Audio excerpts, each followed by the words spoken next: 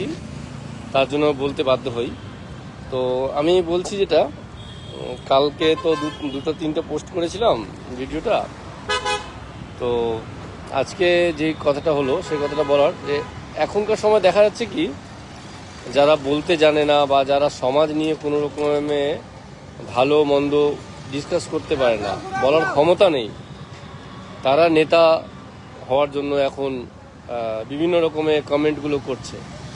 আর এগুলোকে সাপোর্ট করছে আমাদের ছোটো মোটো যারা ইউটিউবার রয়েছেন, আবার বড় বড় বিখ্যাত ইউটিউবার রয়েছেন এবং বিভিন্ন রকমের যে নিউজ চ্যানেলগুলো রয়েছেন, তাদের তো কোনো কাজ নেই ওই ইউটিউবে হোক বা লাইভে হোক কমেন্ট পাওয়ার জন্য, শেয়ার পাওয়ার জন্য এবং বাকি ওই ফলো কী জন্য বলে সেগুলো করার জন্য নেতাদের এই যারা বর্তমানে আছেন, মানে কি বলোটাকে আপনার বিজনেস সোশ্যাল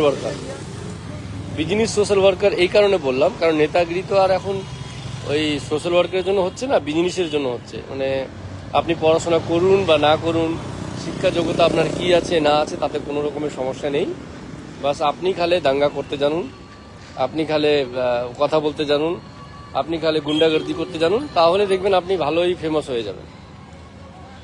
তো আমার কথা যেটা হলো, যারা ইউটিউবার আছেন, যারা নিউজ চ্যানেলগুলো রয়েছেন, তাদেরকে একটা হাম্বল রিকোয়েস্ট করবো, হাত জোর করে রিকোয়েস্ট।